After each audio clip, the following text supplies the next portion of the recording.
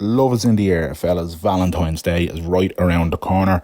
But we have some good news for you. Thanks to our friends at Manscaped, the global leaders in men's below-the-waist grooming. We have the right tools for your family jewels, so you're ready for that special day. Over 2 million people worldwide are trusting Manscaped for their grooming needs. I'm one of them. Mero is one of them. I would highly recommend becoming one of them. Look, it's 2021. You can't be walking around with an 80s porn star bush on you. It's bad manners. It's bad manners, and I get it.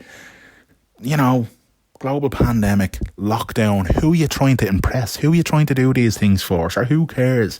Tinder is basically shut down. You can't be having casual acquaintances, shall we say. There's more to life than that, lads. If you're in a relationship, you gotta stay ready. And if you're not, then you're doing it for yourself. Why settle for anything less than great? Like, thanks to Manscaped, and thanks to the Perfect Package 3.0, you'll be perfect every time.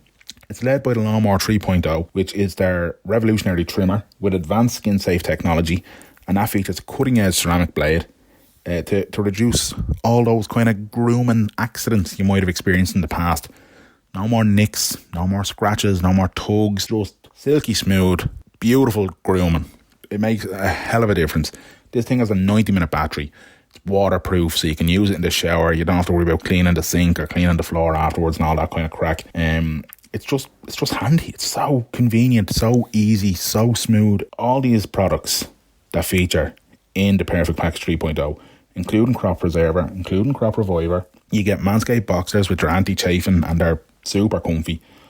All of them are included. So look, if your loved one this year is scratching their head and wondering, what am I going to get them for Valentine's Day? The shops are all closed. You can't go out for a meal, nice romantic dinner like you would. You're probably going to be doing something at home. You need to make sure that you're ready. Drop the hint. Hit them up, manscaped.com. Put in the code WTS POD. You'll get 20% off and free shipping. It's the perfect gift, and you're getting a discount thanks to us. So head on over, manscaped.com, WTS pod at the checkout. You'll get 20% off and free shipping. Happy Valentine's Day from us and Manscaped.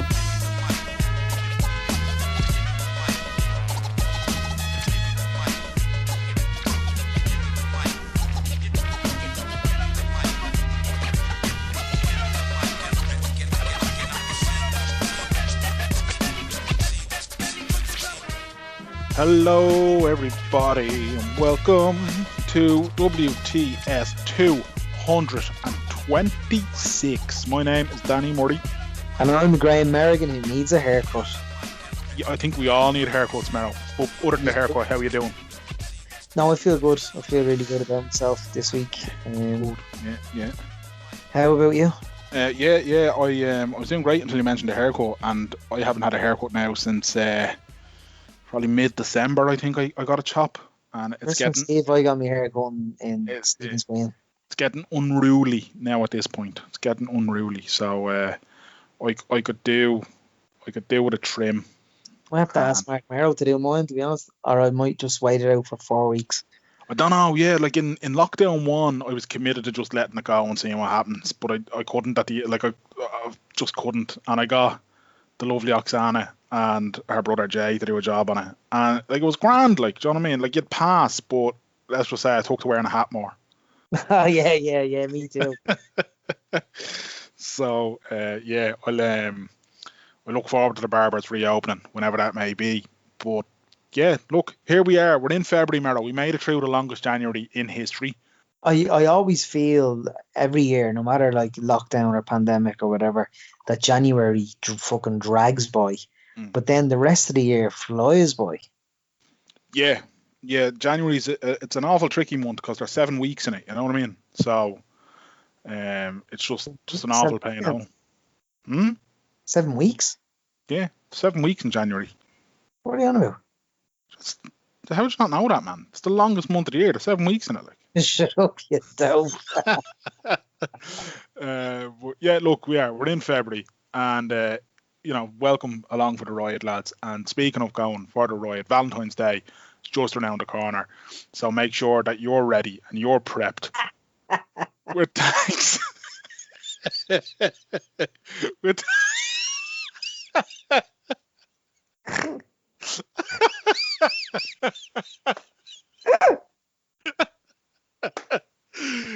thanks to Uncle Danny and Mero and Manscaped. Head over to manscaped.com and use the code WTSPOD and you'll get 20% off and free shipping.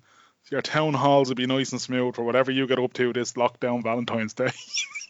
Oh, that is hilarious. Who's speaking now this week, Danny? Oh, sorry, I need a minute. What? Don't edit any of this. Oh, we just go to the guest, will we? Who are we speaking to this week? We're delighted to say this week we've been joined by Russia-based sports specialist and journalist. He's host on Captial Sports based in Moscow. Привет, Alan Moore. Как дела? Я очень хорошо, спасибо большое. Привет, мальчики. Привет, друзья. Привет, Irlandia. That means I'm doing great. Thank you very, very much. Hello, boys. Hello, friends. And hello, Ireland. So there you go. Brilliant.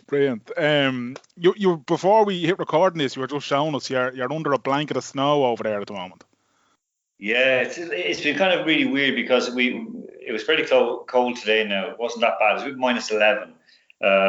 There last week on Monday it was minus 26, and then on Wednesday it went to plus 4, and then it snowed, and the snow was like it sort of sat down a fair bit, and then turned into slush over the weekend.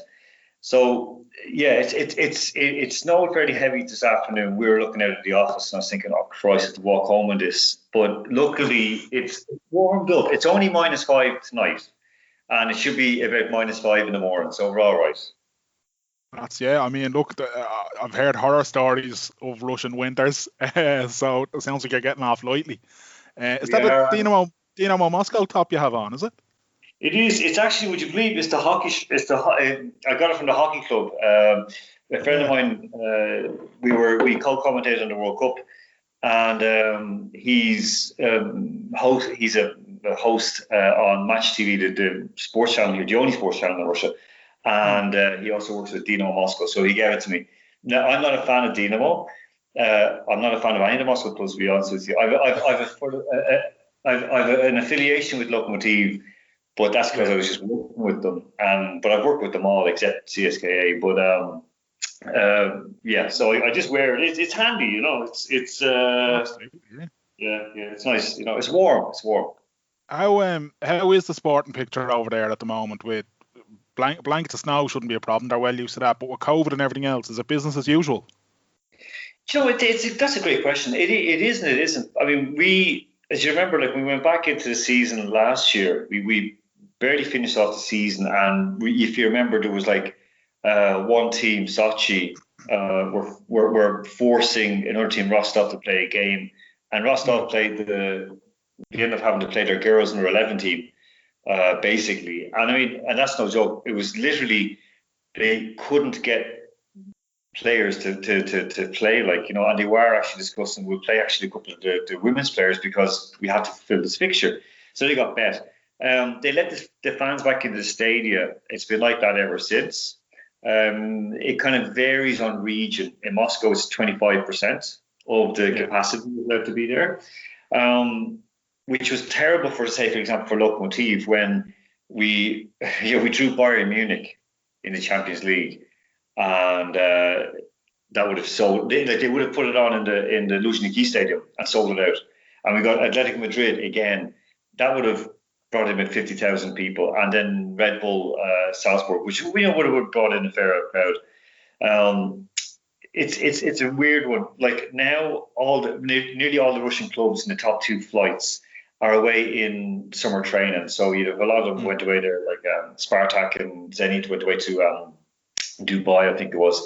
Loco were in Spain, Rostov were in Spain. So they all disappear for training. But the amateur clubs are busy training here. They're training at home. They don't go away. And I mean, the main sport at the moment, like domestic sport, is ice hockey. So it thrives on this kind of thing. So we're grand. That's it, yeah. So the ice hockey going ahead anyway. That'll keep the vast majority of the population happy over there. Like, how long are you over in Russia? Well, I was in Croatia for just over almost 5 years in total, and I moved up here in 2008. But then did a year in Malta, and then came back. So basically, you could honestly say from 2010 I've been here. So it's almost 10 years. Or it's about 10 years, and I'd only planned to stay for the World Cup and go. And then I can't say I'm good at this stuff. Then I was busy working, went off in kind of a slightly different direction in terms of career-wise, and also like working with media. So I was like, okay, I'm enjoying it, working with sports clubs, working with sports like athletes, and working with the footballers union here as well. So I'm enjoying it. So it's about, simple answer, about 10 years about that. Yeah, and it's and you're currently involved with Captial FM, which is an English-speaking radio over there. Yeah. How do you fall into radio in a foreign country? Typically Irish way. So it really Irish way. Back in 2013, November 2013, I was sick of sport. I wanted just to run as far away from sport, or walk, not run. Didn't want to use any energy to get away from sport. I was just couldn't handle it anymore. I was working with tennis and football, especially. Had worked on the World Cup bids. Was like that had been grand, but then I got away from. But I was still working with media and with sport, and I was like, I can't do this anymore. So I decided to take a break, and then I'm getting caught back up in it again. And I was training I'm playing Gaelic football here in Moscow. I had been playing Aussie rules and then doing all different sports or rugby. But ended up as around 2016, I finished up a job with a biotech company. We developed, it was very timely, a range of sports nutrition that was completely clean, certified clean, was effective, but was kind of healthy. And we produced it in Ireland. And it was brilliant, down to Future Nutrition and Enniscorthy. And they were just amazing. So that was working. But then it was kind of got to the point where it was like, they wanted to go in a different direction. So grand, I'm going to focus now on a bit of media. And I do lots of media work anyway. No sport, but just media. And in January 2017, the new station had just been set up not a few months before. It used to be Moscow FM, and went into Captial FM. But it went from kind of talk and music to pure pop music. Like, just pure pop music. The station director, he'd be more like, he likes his Oasis and his kind of, 90s and 2000s kind of UK music. That's his style, but it's pop music. So long story short, I dropped him a message through friends of mine, because I was doing like different TV stuff and doing stuff with Locomotive Moscow. The new president had come in, and I said, look, the idea for a radio sports show, building up to the World Cup, building up to the Confederations Cup in 2017, should give this a rattle. So I said, there's the format for it. That's how it'll work for an hour. Nice kind of punchy magazine show. Good luck to you. And I'll come on and talk, if needs be. Then he said, come on, have a cup of tea. So we came with a cup of tea. He said, look, we'll think about it and get back to you. So look, I'm not interested. Like, I've done radio before in Croatia, did radio in Voronezh here in Russia, but only kind of as a guest host or a co-host, but just kind of sitting there speaking, like doing much of this crap. And I was kind of more thinking of television, but as my mom always says, like, I have a face for radio, so that it was always handy, Yes, that's a lovely man. So anyway, the long story short was then I got a message from him. I dropped a message to say, "Oh, how are you doing? I hope all's well." And he goes, "What do you have on Thursday?" I said, "Oh, nothing." He said, "Can you pop in?" I said, "Yeah, sure." So I popped into him, and he said, "Listen, once you meet one of us, we have the radio show ready to go. Would you talk with one of the host fellows to give him some advice?" I said, "Grand." And then he said, we just met him Saturday or Friday, give him a few notes, and said, "Look, here you go. You can call this fellow, and get introduced to Grand." And then he said, "Can you drop into the studio on Saturday?" And I said, "Okay, it's better to talk about football or whatever." He's like, walk in, and Huston's like, they introduced me as the co-host, and I'm like, what? That's what it was. It was simple as that. I gave him the idea, walked away, thought, grand, I'll come in as a guest every so often, and that was April 2017, and we've been going since. They had another co-host. It wasn't going to work out. They said, you come in and do it. And it was funny because it was 15 minutes before we went to air. And I went in and was like, they were like, well, we need you to talk. And I'm going, I'm not going to talk for an hour or whatever it was. So we need to get a few guests on, like, phone calls. Our DJ producer didn't know how to work telephones. So she had to get another fellow from another, like, it's a big radio or media holding, to come in and like hook up the telephone and the whole lot, because they never made phone calls ever. So I got a friend of mine who's a sports correspondent, a Man U fan on Russia Today, and the head of the Footballers Union. I said, can you come on? And a friend of mine in Tumen, who now works for me full time, Andrew Flint, who's also he covers Russian football brilliantly. And so I called the three of them and said, listen, can you come on and like chat? And they're like, okay. Came on, talked. The boss turned around and said, that's the best radio I've heard all year. And I'm like, you must be listening to a lot of radio. It was gosh. So it was horrible. So yeah, so that's exactly how it started. It basically started, I gave him the idea, thought nothing more of it, got called in thinking I was a guest, and then I'm a co-host. And about a month and a bit later, the fellow who's the co-host with me left to go back to England. And so then it was like I was thrown in on my own. So that's how it started. Brilliant. And then we moved from like an hour slot on a Saturday to midweek hour slot, and then it opened up the primetime weekend Sunday gig, which is kind of the roundup show. Yeah, I was thrown in the deep end. That's all it was. And here you are then several years later, still going strong, and it's mad. So when you're talking about that, when you're talking about kind of you evolved from, a Saturday afternoon spot to then a kind of prime time weekday spot with a kind of roundup spot on a Sunday as well, how much of that kind of plays into then, your mindset? Because like myself and Mero kind of came across your work there with the piece you wrote about Liverpool. Was it last year? Before the start of the Premier League season? Yeah. Like, because obviously Russia has a massive thing with open and everything else. Like, so we'll get on to the Liverpool piece in a moment, I suppose. But how does your mindset flip then from the kind of pop sort of station where you're covering that then to, all right, hard hitting, I'm going in to talk about the open here, this is fucking big, like? Yeah. Brilliant question. That's it's I've never been asked that before, honest to God. I've never been asked like how our station director Sasha Alexander, he understands why he's given us free rein. Every so often he say be careful, because they'll get complaints in. For example, the UK Cycling will say we're biased, and the funny thing is, like, you should be looking at your own house in Russia.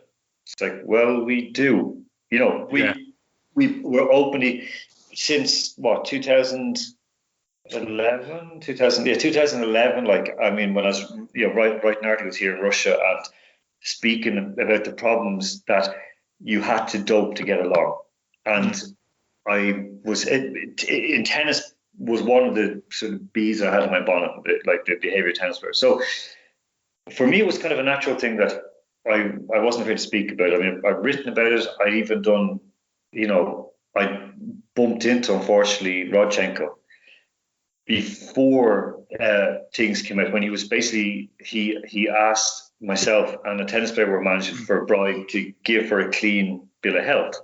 Yeah. She didn't need it, but we didn't. What happened was she got a Lemsip. I bought her a Lemsip. She took it. The testers turned up, tested her. She panicked. I said, well, no, I looked up. There's no ingredients. It's all okay. But let's call Rosada just to be on the safe side. And this lassie had trained in Ireland, trained in Glasnevin in DCU. Clean as a whistle, but just very, dedicated, good, like, nice lassie, and was doing her best. And so we asked Rosada, can you tell us what's the story?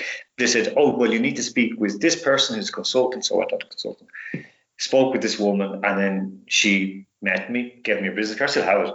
And I was like, okay, grand. And she, well, no, we'll investigate. But have you? And I was sitting at the tennis bar, sitting. This girl Martha was literally crying. Go, I've never done. I didn't take it. This is what I drank. I had 2 sachets. I woke up, did the blood test or urine test, and I was like, well, probably no. We'll have to have a look into it, but don't worry, we'll fix it for you.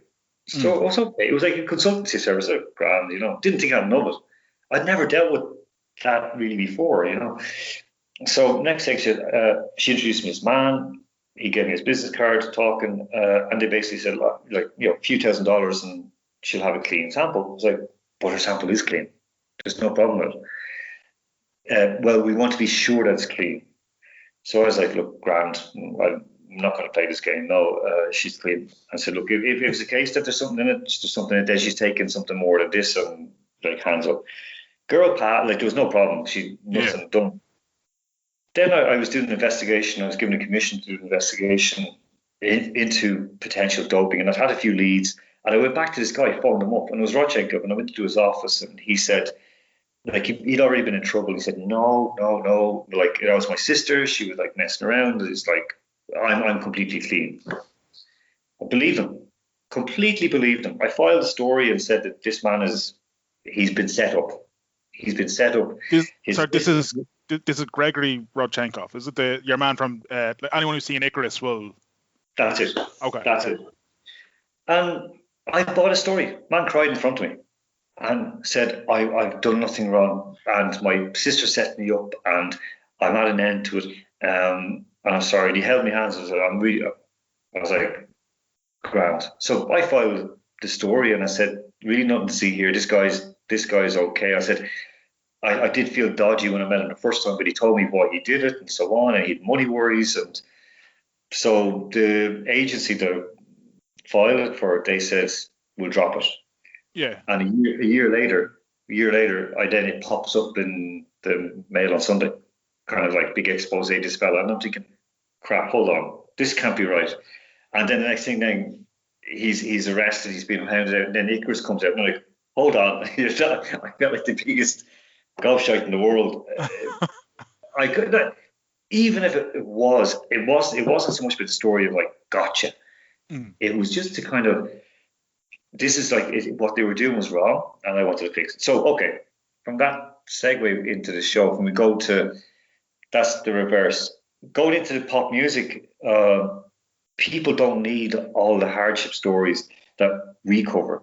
And we cover a lot of good stories as well. We do a roundup of football. We do nice fun stuff. Last week we had Michelle Verrocken, who was the head of ethics and anti-doping in UK sport. She got really pushed out of UK sport simply because she was a straight shooter.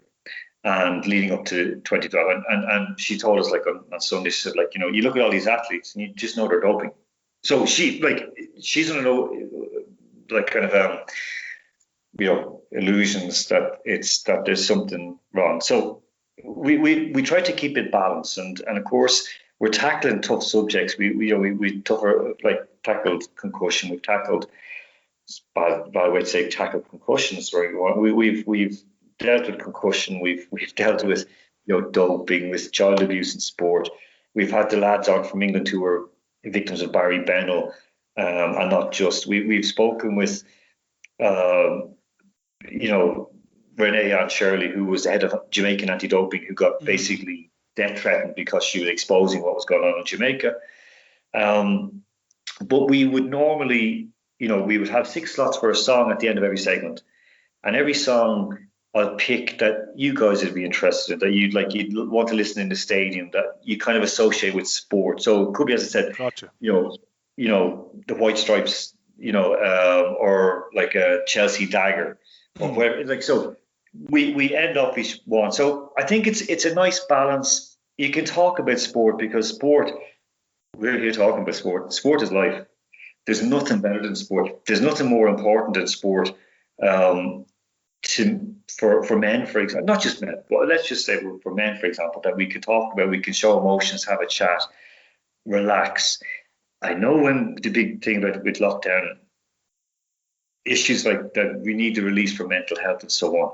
Sometimes it was overcooked for the wrong reasons. Like bookies would say, "Oh no, mental health is important." It's like, yeah, okay, then like stop propping gambling. You know that. Yeah. But there's a huge truth in that. So we tried to keep it balanced, and I think the other DJs as well. When the World Cup was on, I was doing every morning doing the morning show. I mean, bring a guest in. Sometimes do the afternoon like update as well, and then do lives from the stadium. Or like I mainly covered all I commentated on all the ones in Luzhniki, and then I did a couple of Spartak and one in Sochi, one in Saransk. Saransk. No, sorry, it's one in Sochi.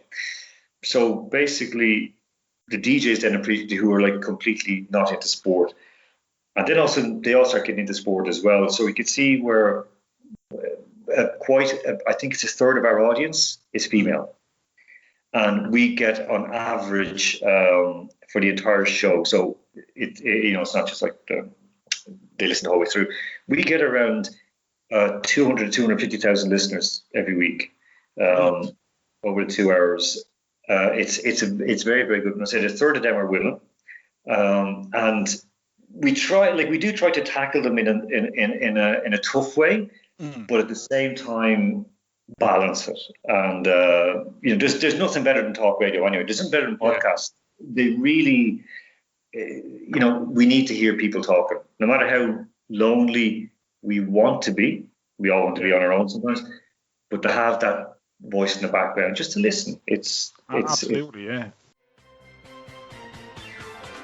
We'll be right back to our guest, but first we need a quick word from our friends at Manscaped, the global leaders in men's below-the-waist grooming. Valentine's Day is right around the corner, and you need to make sure you're ready for that special day. Manscaped will sort you out because they have the right tools for your family jewels, and all you have to do is drop the hint. If your loved one is struggling for a gift this year, just tell them, head on over to manscaped.com, pop in the code WTSPOD, you get 20% off and free shipping. Trust us, it'll be a great gift for you and a great gift for them. Hit up for the Perfect Package 3.0. It is led by the third generation revolutionary trimmer, the Lawnmower 3.0, with its skin safe technology and its cutting edge ceramic blade, so you'll have no nicks, no tugs, no scratches. It's incredible, it really is. There's loads of bits and pieces in that Perfect Package 3.0 to keep your town halls looking great, feeling great and smelling great. Trust us, you won't be sorry. Head on over, manscaped.com, use the code WTSPOD, get rid of that 80s retro bush. It's head trimming season, lads, and you need the Lawnmower 3.0 to get you through. Manscaped.com, WTSPOD, 20% off, free shipping. Your balls will thank you. Back to our guest. And I think this is the bit now where Liverpool fans will probably switch off out of anger. But I love to just kind of myself and Miro talked about doping in sport. We've had Paul Howard on, we've had Ewan McKenna on, we've had Ken Early on. We've touched on doping in sport in so many different ways. But I think when the two of us read your article, the two of us kind of went, yeah, there's very little chance that there is such a thing as a clean sport out there. So in a nutshell, what is the reason that you predict that Liverpool will not win the Premier League this year? So the basic tenet of it is that they're what's called cycling off. Okay, so cycling off means that they're giving their bodies a break before the bodies break. Simple as that. That's it in a nutshell. Why do their bodies need a break? All of our bodies need a break. If we train, if we do anything whatsoever, whether it's, any level of sport, like we had lads who, in the college I was director of here in Moscow, a couple of years ago, they were playing blind football. We had lads who were playing, lads and lassies who were playing wheelchair basketball. And they were training. But they were the coaches for both, for the football and for the wheelchair basketball, were just brilliant. They would say, okay, you've done enough. Now you take 3 days off. You take you go eat, relax, whatever it is. Professional athletes at that level in the English Premier League don't get that much of a break ever. You know, you don't see fellas coming back in, you know, a stone overweight after boozing and partying all summer. They have to stay on a certain level. If we put it like this, if you think you put your, you know, best car possible, like most reliable car possible, and you put your foot down non-stop for 300 kilometers, just flat out, then you fuel up and go again. Eventually things overheat, things start to crack. If there's a weakness, for example, in, you know, in the radiator or whatever, it'll pop. So now put that in then to the human body. How does that work?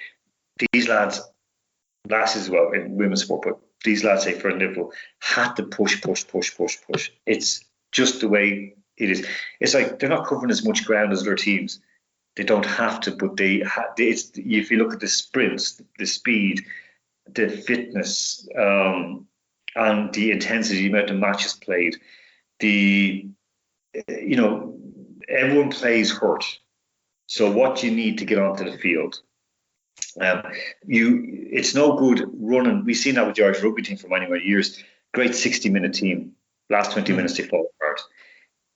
This is the issues, like the last 10 minutes, like the injury time in a match that tells, you know, and it's also closing, being alert. So there's when you put in everything to what guys have to take to get to that level.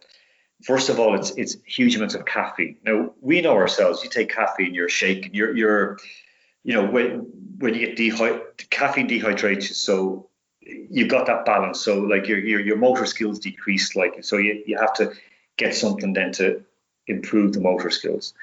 So the huge amounts of caffeine which are used in sports, modern sports, and especially Liverpool use this. All the top teams do. It's just the way they do it. So that immediately the caffeine reduces the amount of blood going into the heart, which means that there's pressure then coming on the lungs and the heart and the cardiovascular system. So you basically have to compensate for that.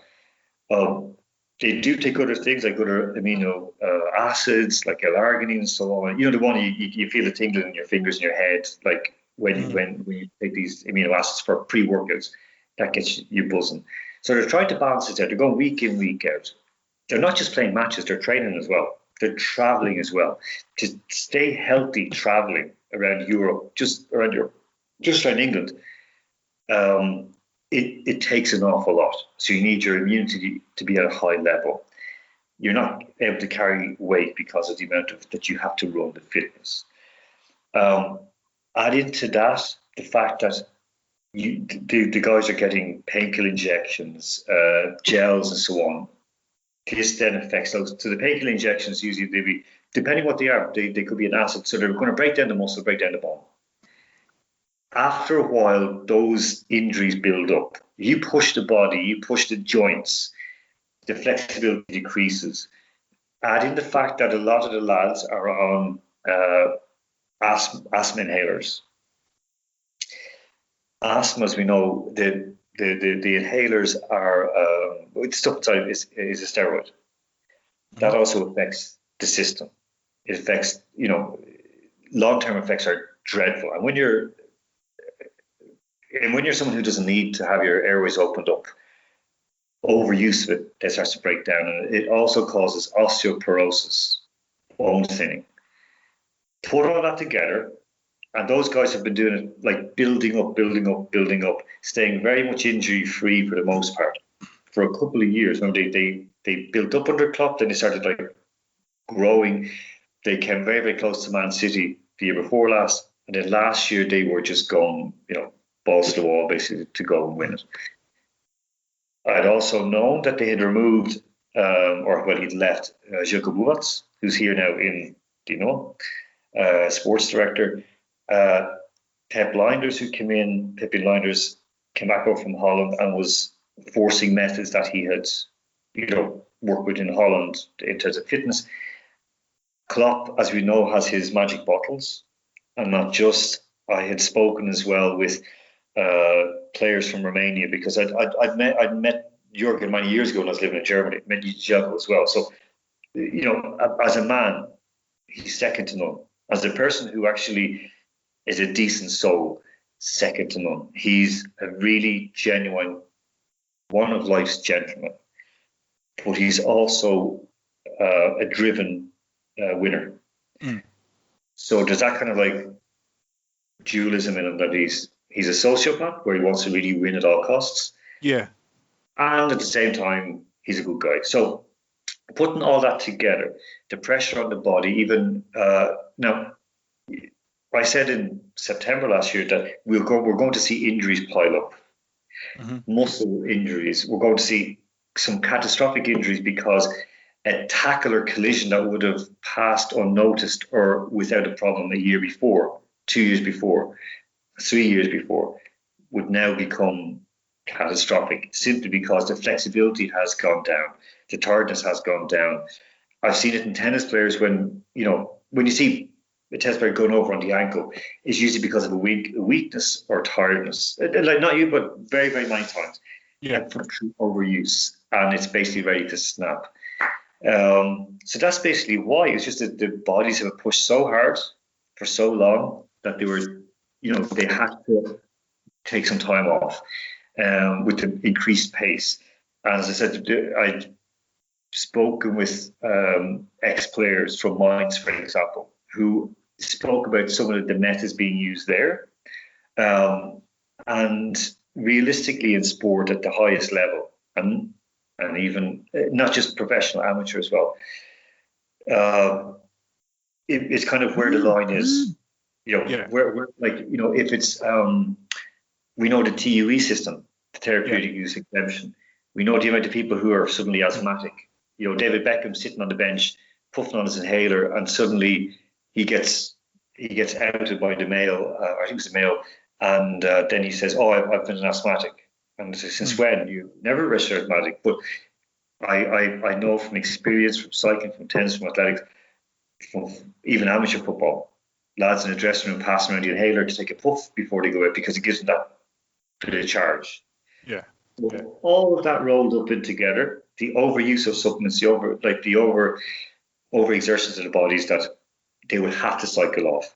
And we've seen it now with injury after small, light injuries, but they're mounting up.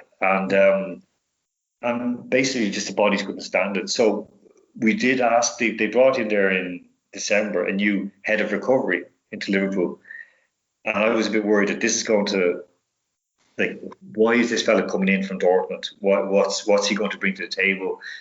Are they going to throw basically, the kitchen sink at it and go for it?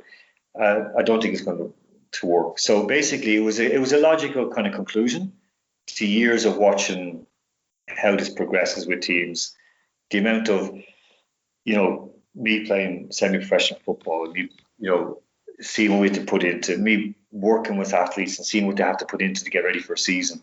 Working with a professional football club and seeing what they're doing to just get to near the level of even the middle of the English Premier League table. Yeah. So the top, so. And are all the clubs in England doing this, or the top six, or is this just Liverpool? Or I know Pep Guardiola has a bit of a past with this, and I know from talking to, say, Irish journalists about Leicester City, and you referenced Leicester in the article, in the first article.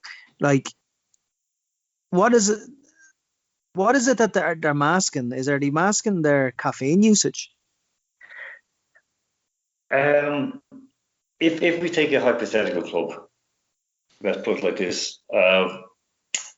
Years ago, Damien Richardson, who I worked with, the ex-Shells and Rovers manager, and he managed the League of Ireland XI, and he said that when they were lining up against Manchester United, and he knew some of the Manchester lads, like John O'Shea, for example, from before, I said the League of Ireland lads stood beside them. Few pros, few part-timers standing there beside the Manchester United lads. He said all the Manchester United lads had the GPS system and the whole, all on them. And he said they were tall, taller than these League of Ireland, lean, just lean, pure muscle. There's nothing on them.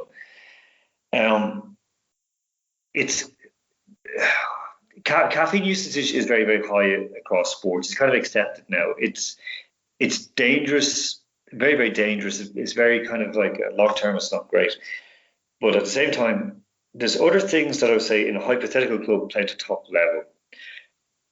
When you see links to cycling, for example, pro cycling, and not just, there's huge issues with what they call EPO. Yeah.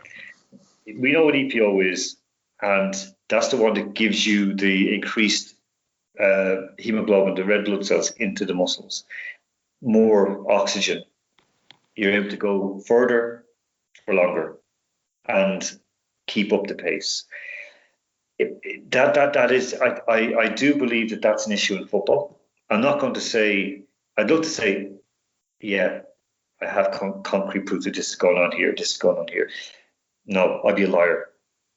I don't have concrete proof. I do have from people telling stories. We see where, for example, Mark Bonner, the Irish doctor who's over in Harley Street, who was providing this sort of stuff, EPO and human growth hormones, to Leicester City players and Arsenal players. You'll find that I saw it in tennis where players will congregate towards a fitness trainer, fitness coach, strength and conditioning coach who gets results.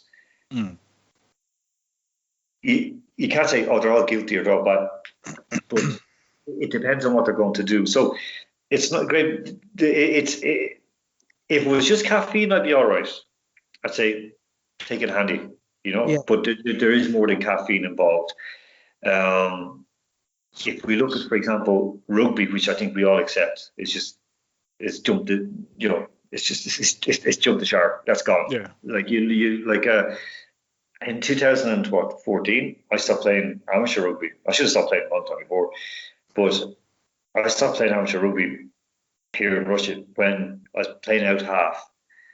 And so I'm at 5'7", and what about 10 stone, something like that.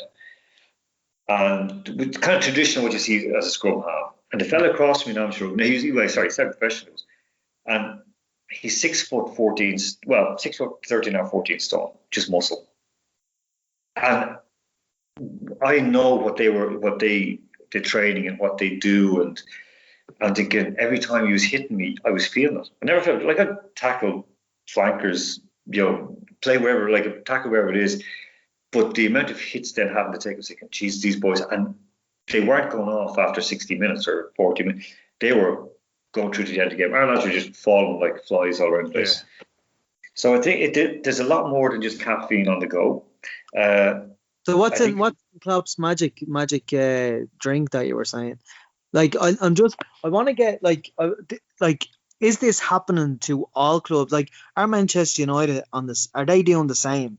Are Hotspur doing the same? Like, is this, and how are they getting past it from the powers that be because they're not giving blood tests, or is it because there's too much money in the game that, the thing is about this topic and about this conversation is that me and Danny will probably be tweeted next week when this podcast goes out, and it'd be like, anti-Liverpool stuff, but is it anti-Liverpool stuff, or is it a case that they're all doing it and Liverpool are just better at doing it than the rest of them? And is it the case as well that Leicester won the Premier League out of nowhere and they didn't retain? Did they not retain because of the same cycle was coming to an end? Jamie Vardy, non-league footballer, 6 years before he won the Premier League, all of a sudden is a Premier League winner, top goal scorer, and there's talk of him on the same cycle of caffeine and all other stuff. It's just bonkers in one point, but at the same time, money talks. So, are all the Premier League clubs doing it? I would say the majority, the top ones, the best have the best medical scientists, best recovery specialists, the best experts on how to do it. So I say, yeah, the top are Man City, as you mentioned earlier on, like with Guardiola. Guardiola was famous for it, like himself as a player, and also as a coach. He was known in Bayern Munich. I've spoken to people in Bayern Munich, like friends of mine who were like around the club. One is a fan leader, and one is a guy working in the club. And they're like, well, in Germany, I saw it in Germany. It's like it was normal. It was accepted. That's just what they did. They had their magic potions. Graham, the answer, what's in the drink, I have no clue. I couldn't even guess it. I'd say it could even be in one way a placebo. But then what they get a shot in the backside before a match, that could be the one that tells the difference, you know. But and Klopp has been known that in the past as well, to make sure players take an injection. So that's not new. That's been there since. For performance enhancing? We don't know. Before. Well, pardon? How is he getting away with this? Players accept it. He gets results. Pure and simple. That's how it goes. Money talks, because if you are able to get that extra out of an ordinary bunch of players, which he did in Mainz, for example, he's rewarded. But there's only a certain limit you can go with those players, because they have to be good responders. So that's the balance. The better players are good responders to training, good responders to motivation, conditions, and putting pressure on the body. So we know there's like great players, like even lads who went up from Ireland, who basically then couldn't hack the pace, not to do with doping, it's just the bodies couldn't stand it. They, like genetically or physically, they just like their bones are slightly weaker or whatever it may be. So in terms of like being caught, no one wants to be caught, like, because if you look at it, they only, as you mentioned, blood testing. They don't do blood testing. They do urine testing, which is really, you know, I heard a friend of mine here who works with biathlon. He coaches youngsters in biathlon, and he'll tell them, don't go to this training camp. It's like, why? The Norwegians are there. I was like, what's that? Well, no, don't go there. Like young Norwegians. So he stops them going. He said, look, compete clean. If you can't compete clean, if you can't get up that level, don't try. And as he said, like basically when they're doing the urine testing, he said it's pissing in the wind. Simple as that. They're not. These guys know what they're doing, so they're going to get around it. We also look at the players. The players want to do it as well. So if the players are all in on it, no one's going to like cry about it. Now I tell from like my own 99, 2000. I was in Germany, then in Austria, at boxing training camp, and we're all lined up with the team and had to get a multivitamin injection. Now me, because this is before Aldi and Lidl were in Ireland really, and I think they only maybe just come to Ireland. And I loved Aldi and Lidl in Germany, you know, and in Austria. I used to get the fizzy multivitamin tablets. Yeah, you know, you get the tube of them, you know. So I get them, and get a few of the powdered broad or bought from home or whatever that. So, and I'd be eating healthy anyway. I was like 50. I was bantamweight, so I was 54, 8.5 stone. So I was like, no, grand. Said no, we all get the multivitamin injection before, or the vitamin injection before we like go into the hard. We did our first week, and I was like, no, I don't need an injection, grand. Because we did blood tests. So the test our blood, see, you're lacking this, which is made perfect sense. I did that before, but I never took anything and got an injection. So all the lads are there, drop the shorts, get an injection. So I'm going, am I the only one who's seeing there's something not right with this? Like, we're up at the Austrian Olympic training camp near Villach, and I was like, this isn't right. So I had an argument with the coach and said, well, this isn't right. And everyone's like, no, you're all right. Don't worry, it's not doping. We're not doing any doping. I don't trust it. I just felt weird. Yeah. The fella who was there, who was in charge of it all, who was like overseeing the blood tests, and he was like this doctor. He was like, look, if you don't want to take it, you don't want to take it. And I basically told them to go pack my bags and go. Like, good luck. Like, by the team. The fella who was standing there smiling, because I described him to my one of the fellas I worked with in Frankfurt, and I went home and I spoke about it, and I gave an interview. I was kind of annoyed. In Frankfurt, I spoke to a guy, Jörg Berger, he's now sadly passed on, working in Frankfurt, he's a football coach. And I was speaking about it. And I knew the fella's name. I told him about it. He goes, and he said, describe him to me. I said, this. He said, do you know who he is? And I was like, no. He said, Bernd Pansold. I said, no idea who he is. He said, Bernd Pansold. He says a criminal. He's like, he's. So I thought nothing of it. And then as years went by, it's like, it popped up again. And I think it was, I was reading an article, it was like, he was doing work with Lindsey Vonn, the skier, who was dating Tiger Woods. It popped up online, or I think it was in the paper. It's like, I was going there, I think it was an airport, looking, so, look, that's your man. That's your man. So it turns out that he's now the head of Red Bull Medical Science, Sports Medicine. Do leopards change their spots? You'd like to think so. Grigory Rodchenkov didn't change his spots. These people don't change their spots. They are brought in because they win. If you look at all the different Red Bull clubs and the way that the players are coming through, look at them. They're brilliant. They're fit, young, hungry. Get them in from Salzburg, sell them to Leipzig, and sell them on. So it's almost too big to fail. Yeah. This isn't the Tour de France. This year's Tour de France, I sat and watched and enjoyed. I turned my brain off. Yeah. When Sam Bennett was like winning it all, I was like, go on Ireland. But the same I was going, yeah. Yeah, it's weird. It's weird because again, like that, and I get it. People love sport, as we were saying, like at the start of all this, and that, you know, for some people, sport is the most important thing in the world. So for them to think that the team they follow is up to some sort of nefarious activity, it just doesn't sit with them. It doesn't wash for them. They've never, nobody has popped. There's been no positive tests. They couldn't possibly be letting the sport go into disrepute like this. If it came out, it would be made. No, so there have been major scandals in this. The Olympics, the dirtiest race in history. Tennis, constantly fucking at it. Cycling, the messiah of cycling, Lance Armstrong. Anyone who thinks something is too big to fail hasn't read about Enron. The fact here is this sort of thing, while you can call it legal doping, I suppose, in terms of somebody might go, sure, what's a few cans of Red Bull, you know? But ultimately, there comes a point where the competitive edge isn't just down to the fact that they can run a bit faster. It's down to what was in that bottle, what was in that needle, what was in that tablet. And it's just, I'm baffled by a lot of it. But also then, if you kind of just shift gear a little bit, Tokyo Olympics possibly going to go ahead this year. They're saying it will no matter what. It's not a chance that's clean, you know? No. Listen, we heard that. I remember I wrote about it, and I actually wrote articles about it and tweeted about it when we had these top anti-doping people.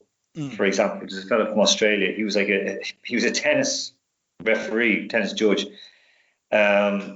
You know, never saw a tennis player that was doing anything up too much. And he was also involved with Australian anti-doping and the Australian, like, you know, he slammed Russia, sitting up there in his umpire's chair, slamming Russia. Russia's really, really bad. And then when they were talking about testing, he's like, there's no way testers shouldn't be going to test now in lockdown. Sure, no one's training. It's a disgrace. No one's training. And then you have in Loughborough, which is in England, which is a dodgy as hell place. And you have the sign up on the door saying that students who are on the campus can only go in a certain time because there's elite athletes training. And suddenly world records are falling all over the place. Athletes are coming out. Footballers were coming out fitter, faster, stronger. And people were saying, like, the lad in Lokomotiv here dropped dead, in the reserve team dropped dead, working out too much because he's not in the control of the club. They had to work out at home. Overdid it, dropped dead, young fella. Again, no suspicion, nothing that he was taking anything. It was simply because he was overdoing it. But he was kind of like, third level, footballers, like professional footballer, third level, pushed himself too hard, dropped dead. All these athletes coming out super fit, breaking world records, after having been sitting on their couch like us, chilling, watching Netflix and, making podcasts, and us like here in Russia, like we're basically like we were locked down very, very badly, worse than Ireland. Like you walk 500 meters from your home, and the police, if they're popping around, will say, "Hey, do you have a QS code to go anywhere?" We couldn't travel on buses or metro; it was all shut down. So it was tough. But these athletes were managing to do it. Now I knew here, for example, footballers were given their programs and they were doing it at home. They weren't going in, but athletes here, like everything was closed down in Moscow and Russia. It was tough. But the lads like in England and the USA, flying, Yeah. So it's an awful hard one. Again, I wrote the article like 11 months after calling the title for Liverpool. Delighted to see Liverpool win the title. After all the years of coming close, after all the like trying and stuff that's happened to the club, I was happy to see them win. Delighted to see them win. The year before that, like 12 months before, I would call for Man City because you could just see it starting to come. This year was like the kind of challenge was again from our lads in the station.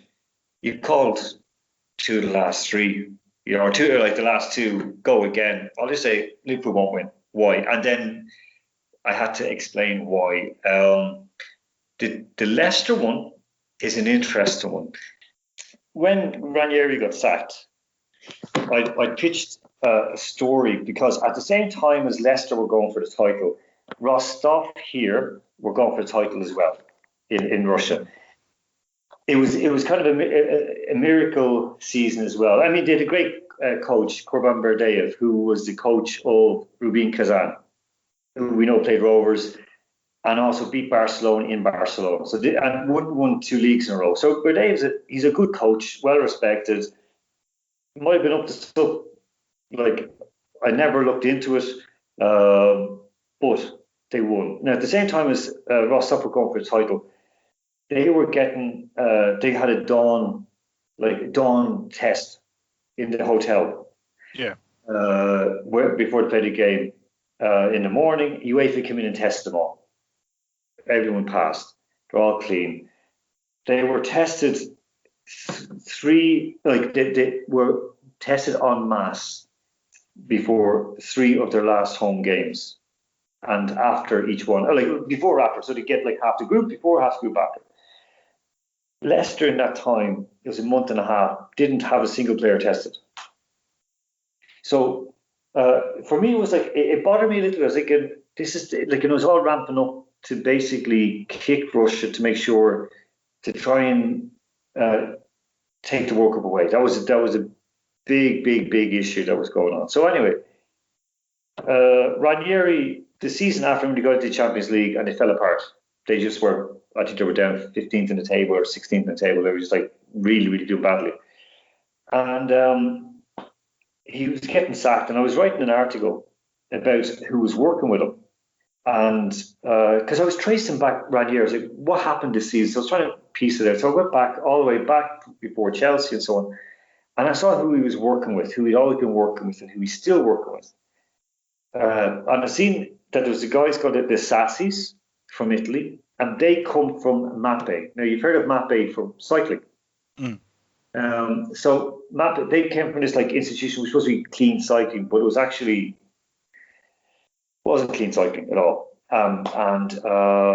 So these guys came from that. One of the guy who then took over from the Sassis, because the Sassis were basically run out of Chelsea when the players, and I was told this from Joe Cole, and Frank Lambert, I believe, well, Joe Cole said it, but Frank, I think he also was annoyed. They didn't like the training going on, and they didn't like what they were being handed. They were handed a shape. Take that. No. Take this. No. So the players rebelled. He went down, and Ranieri was gone as well as the Tinkerman, because things were really rough, and the players revolted to it. He then, like, if you look, there's a fellow called Andrea Azalin, and he follows Ranieri around now. Everywhere he goes, Azalin is there as sports scientist, fitness coach, and so on and so forth. Now, Azalin has written academically about superdosing caffeine. But all these other things coming from cycling, because caffeine is huge in cycling as well. You hear the cyclists like Sean say, oh, we had like 2 or 3 espressos before we go out at the start of the race, so to get the body going and the heart going and the whole lot. A slice of chocolate cake and so on and so on. So like caffeine's well known for what it can do. So I wrote just a very, very linear history all the way through of all the people surrounding Ranieri, Juve, and the Sassis are at Juve, and all the stuff these people around, and their links to cycling, especially the sort of the dirty kind of things are going around. It came out. Leicester fans kind of were like, you're just kind of like jealous, or it's like, no, like Ranieri went, Azzolin went, you should be counted lucky because like Jamie Vardy was talking about like drinking a couple of cans of Red Bull and like a port wine as well before matches, and all this sort of like mad super hyperdosing caffeine. I'm thinking, Graham, you mentioned like that where Vardy was non-league, then up into the Premier League the year before, 28 games, 6 goals, 5 goals, and then all of a sudden exploded into life. The next season, then it just all dropped down. There's about a year later, I have to look it up, about a year later, the article, which has also already been in a magazine, then the lads in Back to Base Football were contacted by Andrea Azzolin threatening legal action. So they wrote to me and said, Alan, we don't see anything wrong. There's it's not even, there's zero. I said, well, it's already been in print, so there's nothing there. It basically was looked at going, yeah, so what? And then put away. Yeah. So I said to the lads, I sent them an email, I said, listen, what they're doing is, I guarantee you this, they're going for a job. Ranieri's going for a job. Someone's tweaked this up. It's on the internet. They want, they're asking them questions. So why Ranieri is told Azzolin, make sure that this disappears. Lo and behold, we had to take it off the main site. Because lads were like, we'll wait, we'll see what it is, because I said, but he's not allowed to stand up. But anyway, long story short, we freeze the page on the site. But less than a week later, they get the job at Nantes in France. Yeah. Azzolin's still following him around, still there with him. So it was just this kind of like the fear they have of this, and it's like, I'd love to say, like you said, the Olympics. One of the most obscene things where like Mo Farah came out and said, "We've all been told we'll be vaccinated before the Olympics." Why? You're a young. Well, I was going to say young, fit, healthy. No, they're all unhealthy. Sure, Mo has like God knows what's wrong with him. And it's easy for me to think. And I said it before. No, I didn't say it was only. Russia has had a historic problem with doping. It still has a problem with doping. Hasn't gone away. But Russia aren't winning all the gold medals. They're still far off. There's very little difference in terms of the physical development and the desire. It's not that they don't want it as much as like British athletes or Irish athletes. It's just the different levels of investment. So, Graham, this goes back to what you're saying about the big clubs. Big clubs have more money to invest in better science, better technology, better recovery. Recovery is huge. And Russia has never had that. Russia, when they say state-sponsored, is true. 100% true, state-sponsored doping. Because the state sponsors everything. But my job in Capital is state-sponsored. Yeah. Ultimately. It's part of Moscow government. Okay, we have advertiser sponsors, but it's partially state-sponsored. My work in the university called Messis, it's a government university, state-sponsored. All athletes, every single one, figure skaters, even footballers. There's any footballers are all state-sponsored. Yeah. Gazprom is a state company. So from that level, the athletes here don't have the opportunities for sponsorship. It's just not there. There's not a culture of what we would see. Like even it's kind of like Ireland in the bad old days. But even when an athlete would like Michael Coulter win a gold medal, he might get a few quid to go here, go there, or might get a tracksuit. It doesn't happen in Russia. You get a BMW if you win a gold medal. That's it. But it doesn't feed you. Well, if you sell it, it'll feed you. So there is that kind of problem. So when you look at the top countries, the top teams, they know how, as was it Zanussi, the appliance of science. That's what it is. That's exactly what it is. And and we see the arms race as well. I hate to say it because I love GAA. We see the arms race in the GAA as well, and I shudder to think, because I'm a huge Dublin fan, born and bred Dublin. I love Louth because that's where my dad's from. But look at the Dublin, I was thinking, oh God, I just hope to God there's nothing dodgy going on, because it would kill me. Yeah, more clean. I can't say that.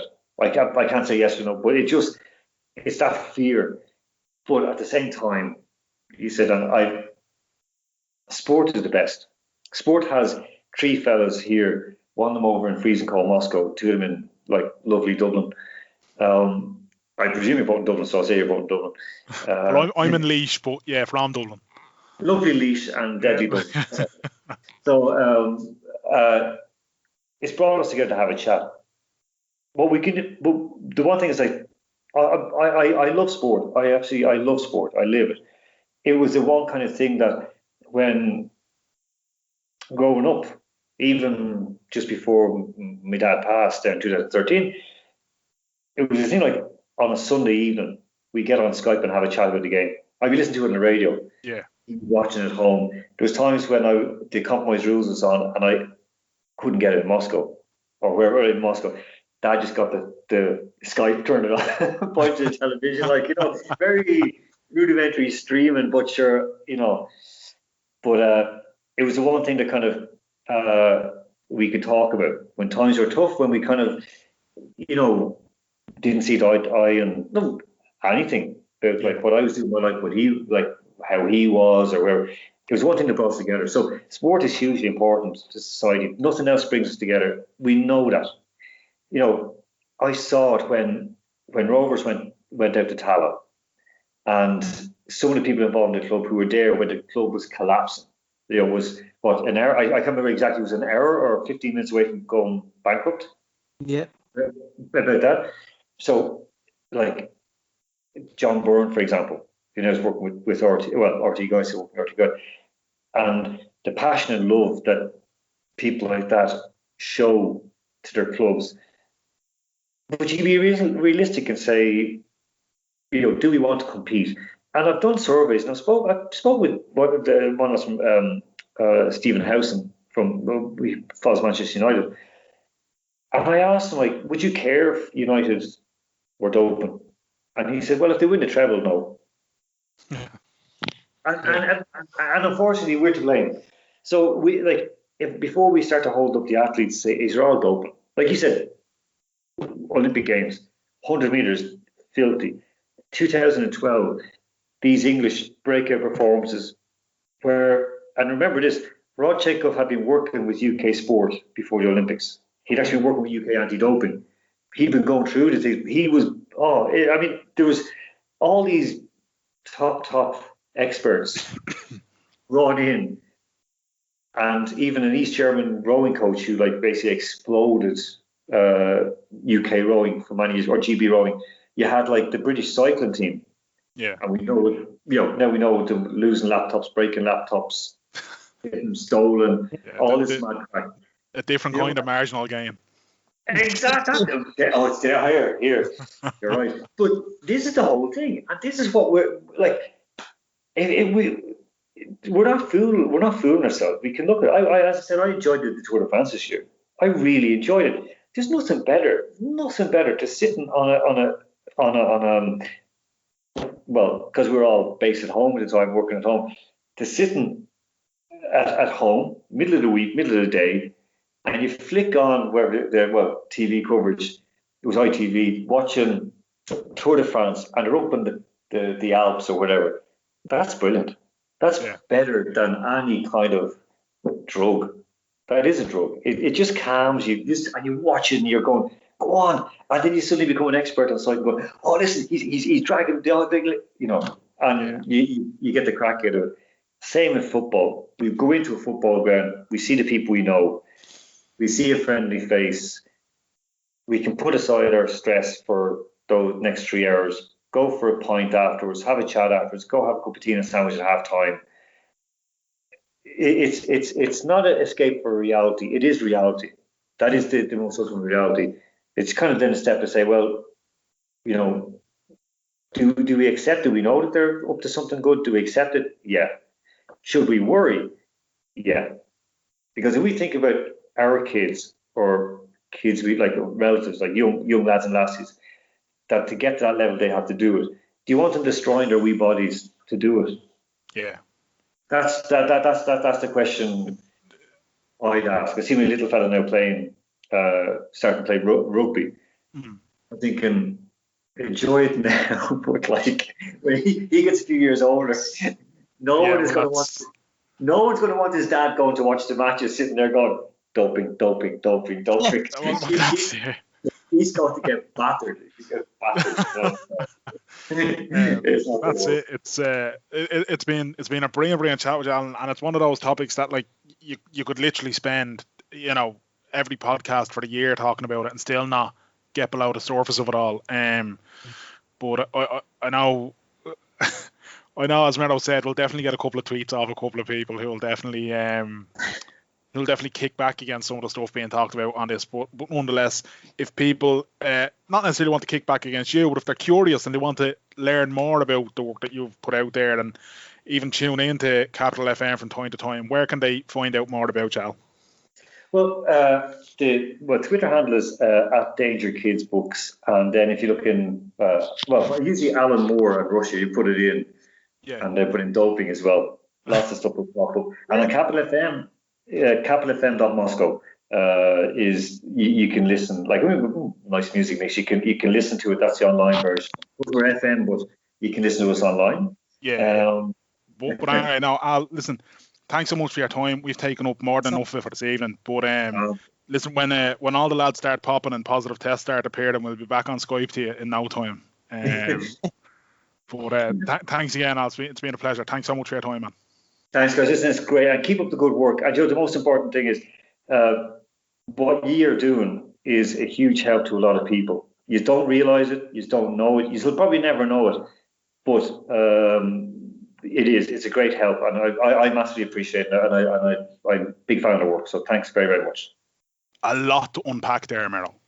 Very much so, yeah. Absolutely. A lot to unpack. And there will be people who will be like, lads, that's a load of nonsense. Blah, blah, blah.